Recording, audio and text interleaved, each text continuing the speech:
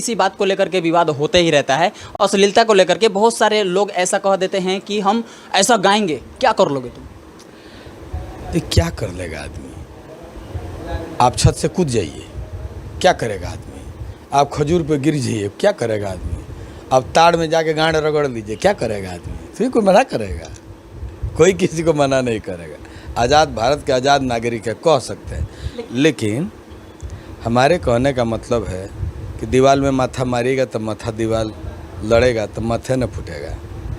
कोई आपका कुछ नहीं करेगा, लेकिन आप अपने आप से पूछिए, आप आईने के सामने जाके पूछिए कि क्या इस तरह का कीर्तिमान बना करके अश्लील पे अश्लील गाना गा करके आपको क्या प्राप्त होगा? आप महात्मा बुद्ध बन जाएंगे या शंकराचार्य बन जाएंगे या नेता में कोई बड़ा नेता प्रधानमंत्री राष्ट्रपति बन जाएंगे। ऐसा अगर होता तो हर कोई जो है यही काम करता। मैं ये कहूँगा कि माँ, मातृभाषा और मादरे हिंद, मतलब ये धरती माँ, जन्म देने वाली माँ। और जो भाषा जन्म से मैं बोल रहा हूँ, भोजपुरी बोल रहा हूँ, चूँकि आपने हिंदी में बात की इसलिए मुझे हिंदी में जवाब देना पड़ रहा है, तो इनके प्रति आपकी अपनी कुछ जिम्मेवारी है, उसको जिम्मेवारी को निर्वहन करना चाहिए। आप अच्छा गाना भी लिखिए, मैंने भी 20,000 गाने लिखे हैं, उसमें 2, 4, 10 गाने हैं गड़बड़, जो या तो कुसंगति में लिख डाले या सिनेमा के सिचुएशन के हिसाब से बातें फंस गई लिख डाला, है ना। लेकिन मैंने 10,000 8,000 के करीब भजन भी लिखा हूँ। आजकल बिहार उत्तर प्रदेश में ऐसा कोई त्यौहार नहीं है जिस त्यौहार पर मेरे गाने न बजते हों। गायक अलग अलग हो सकते लेकिन मेरे गाने बजते हैं। मैं रहूं न रहूं, मुझे भरोसा है कि वो गाने बजेंगे। तो जो भाई हमारा बोलता है कि क्या कर लोगे, मैं उनसे आग्रह कर रहा हूं कि कुछ अच्छा काम भी करो और सच के सामने भी खड़ा हो जाओ और अच्छा काम करके भी नाम करो। अच्छा काम करके भरत शर्मा जी, मनोज तिवारी जी, आपको मुन्ना सिंह जी, शारदा सिन्हा, विंध्यवासिनी देवी जी, बहुत सारे कलाकार जिनको मैंने अपने सामने देखा है कि उनको पद्म श्री, पद्म विभूषण क्या क्या सम्मान मिला, तो ये अश्लील गाना गाने से तो नहीं मिलेगा। आज कुछ लोग सदन की शोभा बढ़ा रहे हैं तो कहीं ना कहीं कुछ अच्छा काम किए। तो मैं आदर सहित, भले हमारे से छोटे बच्चे हैं, आदर सहित अनुरोध है हमारा कि कोई गुनाह हो जाए तो कबूल करो, जैसा मैं भी करता हूँ। गुनाह हो जाए कबूल करो और काम करो। ऐसा काम न करो कि तुम्हारे खाते में कुछ नहीं बचे और किसी दिन तुम्हें अफसोस हो कि मैंने कुछ अच्छा काम उस समय क्यों नहीं किया जिस समय लोग मुझे पसंद करते थे। सर, ऐसा नहीं लगता कि हमारे भोजपुरी के जो लोग ऐसा कहते हैं उनको शर्म आनी चाहिए कि हम ऐसे गाने को लिखें या ऐसे गाने को गाए जो हम फुल फैमिली बैठ करके उसको सुन सकें? देखिए, एक चीज़ बताता हूँ, मेरी समझ से हो सकता है हमारी बात से सब लोग सहमत न हो। जब तक श्रोता नहीं संभलेंगे, जब तक श्रोता समझदार नहीं होगा, जब तक श्रोता ऐसे गानों को मतलब इग्नोर नहीं करेगा, ऐसे गानों को अपने आसपास आने से रोकेगा नहीं, तब तक अश्लीलता कम नहीं हो सकती, समाप्त तो नहीं होगी। क्योंकि भोजपुरी में अश्लीलता ऐसे नहीं है, लेकिन कम जरूर हो सकती है। तो मान लीजिए कि अगर कम होती है तभी इस भाषा का महत्व बढ़ेगा। आज अष्टम सूची में मैथिली शामिल है लेकिन भोजपुरी शामिल नहीं है, जबकि मैथिली भाषा से कई गुना ज़्यादा भोजपुरी भाषा भाषी के लोग हैं। तो इसका एक ये भी कारण है कि मैथिली भाषा में आज तक कोई गाना अश्लील कोई गा दे संभव नहीं है। श्रोता नहीं सुनते हैं इसलिए लोग गाते नहीं हैं। श्रोता तो मारने भी पड़ते हैं। छोटी सी बच्ची है मैथिली ठाकुर, देखिए कितना नाम कमाई है। तो मेरे कहने का मतलब है कि अश्लीलता को श्रोता कम कर सकते हैं और जो हमारे गायक हैं उनको मैं यही कहूँगा कि सब्जी खाइए, चटनी को सब्जी की तरह मत खाइए, वो हाजमा ख़राब करेगा। इतनी अश्लीलता अच्छी नहीं है। जिस तरह के अश्लील गानों का दौर चल रहा है, मुझे नापसंद है ये दौर। मैं अपने भोजपुरी भाषा भाषी के लोगों को कहूँगा कि आप लोग आगे आएँ और ऐसा गाना किसी का भी हो तो थोड़ा उसको मतलब बजने से रोका जाए। लेकिन सर इस बात आपका सुन करके मुझे बहुत अच्छा लगा कि जो अश्लील गाने हैं उनको थोड़ा बजने से रोका जाए। जब हम लोग इस पे सवाल उठाते हैं कि भाई आप ऐसे गाने मत गाइए क्योंकि ऐसे गाने से हमारे समाज में गंदगी फैलेगा, तो वो हमारे माँ बहन के ऊपर ही गाना गाने लगते हैं और कहते हैं कि मीडिया ऐसा है, मीडिया वैसा है। कि तुमने उनसे सवाल क्यों नहीं किया, हमसे क्यों कर रहे? अब अभिव्यक्ति की आज़ादी है, मैंने हर किसी को बोलने की आज़ादी है और बोलने की इस आज़ादी ने सबको इंसानियत से हटा दिया है और नासमझी का परिचय देते हैं। पत्रकारिता जो है वो बंधन में रह करके नहीं हो सकती और ये देश का चौथा स्तंभ है और पूरी आज़ादी है। जो लोग नहीं पढ़े लिखे होंगे वही लोग ऐसा आपको बोलते होंगे। जो समझदार होंगे उनको मालूम है कि मीडिया क्या है और मीडिया की शक्ति क्या है और मीडिया को कितनी आज़ादी प्राप्त है। ये सब बातों को जो लोग जान जाएंगे, मुझे नहीं लगता है कि गलत बात करेंगे। सर अभी हमारे भोजपुरी के सुपर स्टारों को, जैसे हमारे भोजपुरी के सुपर स्टार है खेसारी लाल जी और पवन सिंह जी, इनको एक झारखंड के स्टार हैं, वो नो डाउट बहुत अच्छा काम करते हैं, लेकिन उनको ये हक किसने दिया कि हमारे भोजपुरी को सुपर स्टारों को वो कह दे कि ये लोग कुत्ते बिलाई की तरह आपस में लड़ते हैं? देखिए, लड़ाई अलग चीज़ है, लड़ाई का कई कारण हो सकता है, लेकिन जिनका नाम आप ले रहे हैं मैंने उनकी एक क्लिप देखी है। सबसे पहले राज भाई, उनका गाना मैं भी देखता हूँ, बहुत अच्छे डांसर हैं, बहुत अच्छा अभिनय करते अपने गानों पे, लेकिन बहुत जूनियर हैं खेसारी जी से और पवन जी से। और हम लोग के संगीत की जो दुनिया है उसमें हम लोग अपने सीनियर का आदर करते हैं। सीनियर चाहे जैसा भी हो, वो लड़ते हैं, इनसे इनको क्या मतलब है? आप अच्छा काम करो ना, आप अच्छा काम करते अपना काम करो, आपको बोलने का राइट किसने दे दिया? वो लड़ते हैं कि नहीं लड़ते हैं, मीडिया पे क्या करते हैं, आप अपना काम करो ना। क्योंकि इतना तो तय है कि आप एक ही मामले में उनसे थोड़ा सुपर हैं नृत्य करने में, बाकी किसी मामले में आप उनसे तो कहीं खेसारी जी ज़्यादा ताली लेके जाएंगे राज भाई से।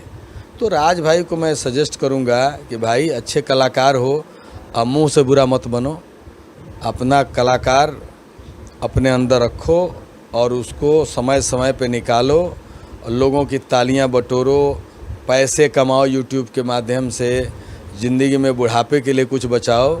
इन सब फजूल बातों में न रहो।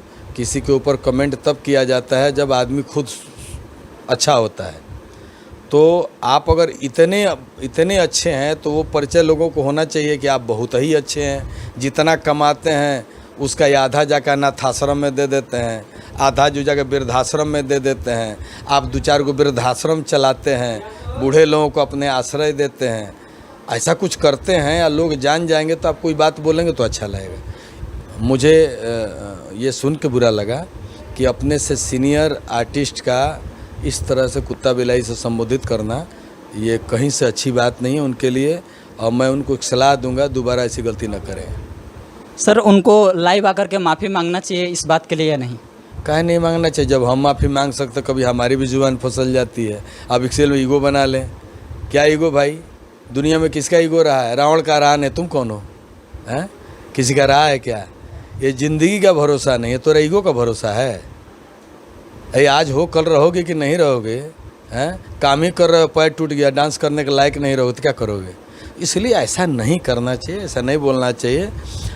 हम कहते हैं कि जब हम सीनियर हैं तो अपने जूनियर के बारे में मैं कुछ बोल सकता हूँ, बोलता भी रहता हूँ दोनों बच्चों के बारे में, खेसारी जी और पवन जी के बारे में, लेकिन मैं गार्जियंस के रूप में हूँ, एक अभिभावक के रूप में उन दोनों का।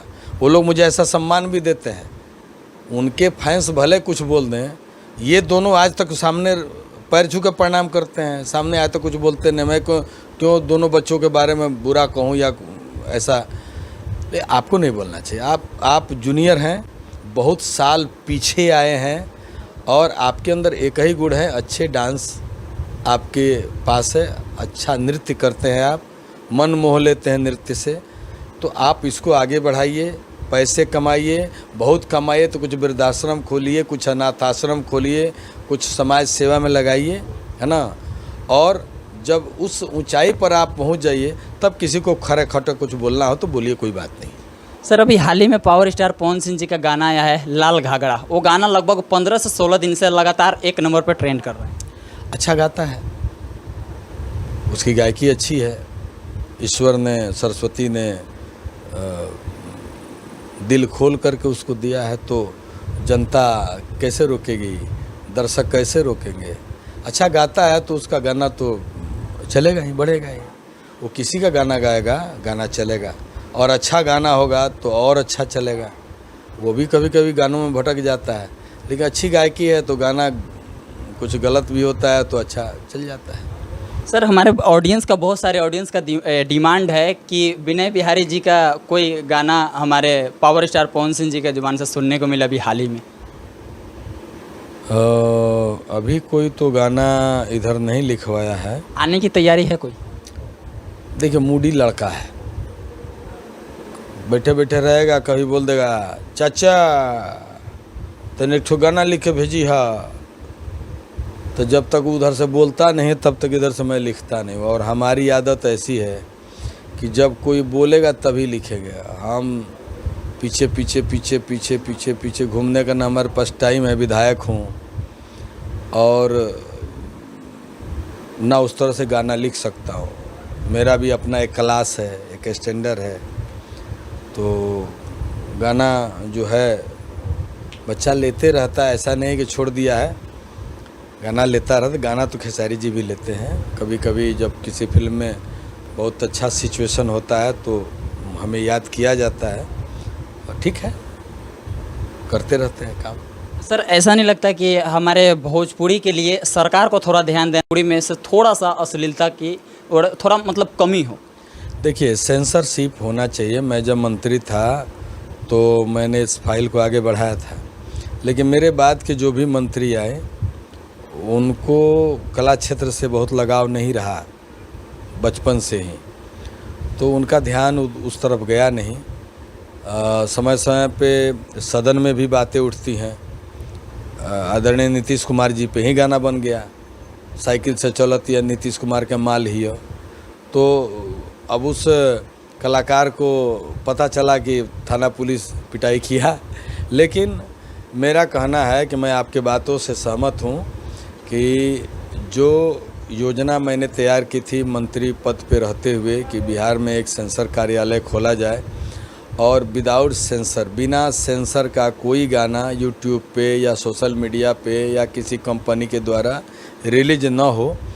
अगर ऐसा होता है तो मुझे लगता है कि आधी गंदगी तो ज़रूर क्लियर हो जाएगी। ये गंदगी संपूर्ण रूप से समाप्त नहीं होगी, देखिए आधी गंदगी ज़रूर निकल जाएगी और भोजपुरी का महत्व बढ़ेगा।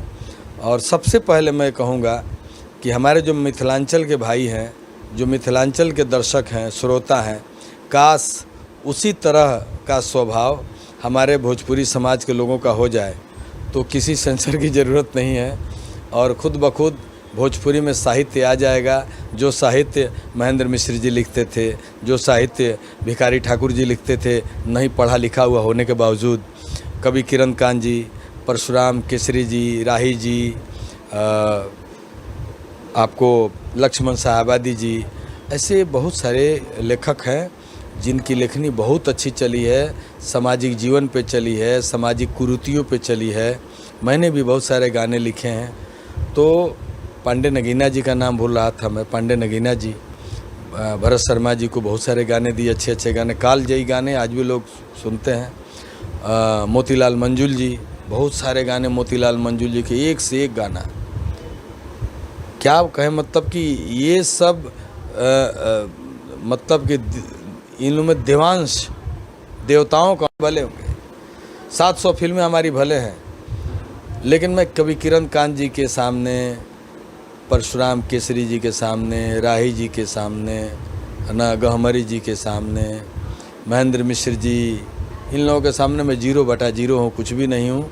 जो उन्होंने लिख दिया, जो उनकी सोच थी, मैं चाहता हूँ कि आज की तारीख में भोजपुरी का लोग बोलता है भोजपुरी का भीष्म पितामह, तो पितामह बोलो और उनसे कुछ शिक्षा न लो तो उससे अच्छा पितामह मत बोलो।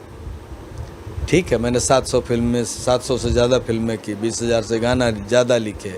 यूपी बिहार में कोई मेरी बराबरी का ऐसा कोई लेखक नहीं जिसका गाना मतलब रिकॉर्ड हुआ हो। अनरिकॉर्ड गानों की बात नहीं करूँगा, मेरे आदरणीय पूजनीय बहुत लोगों का नाम मैं बोला हूँ अभी, लेकिन रिकॉर्डेड सॉन्ग में मेरा बहुत बड़ा स्कोर है। तो आप जिस श्रद्धा से मेरा नाम लेते हो उसी श्रद्धा से मेरे गानों की कुछ अच्छाइयाँ हैं उसको भी लो। और जैसे मैंने अपने से बड़े अच्छे राइटरों का गाना सुन करके इस मकाम को हासिल किया मैं, क्योंकि एक जाता है एक आता है, ये परंपरा है। कभी ये लोग थे, उनके पीछे वो लोग आए, कभी किरणकांत जी, परशुराम केसरी जी, राही जी, बटोही जी, तो सब बहुत सारे लोग आए। उसके बाद से एक दौर हम लोगों का आया, हम लोगों में भी अच्छे राइटर थे क्या है। मनोज मतलबी जी हैं, आपको अशोक शिवपुरी जी हैं, अभी गोविंद विद्यार्थी जी हैं, विजय चौहान जी हैं। विजय चौहान जी भी अच्छा लिखते हैं। एक लड़का अच्छा लिखता था, गुजर गया, श्याम देहाती, वो प्यारे कवि जी हैं। तो राइटर हैं, है ना। लेकिन मेरा कहना है कि उसी को अब एक अदाकारा उस पर डांस कर दी, नृत्य कर दी, तो वो आइटम सॉन्ग हो गया।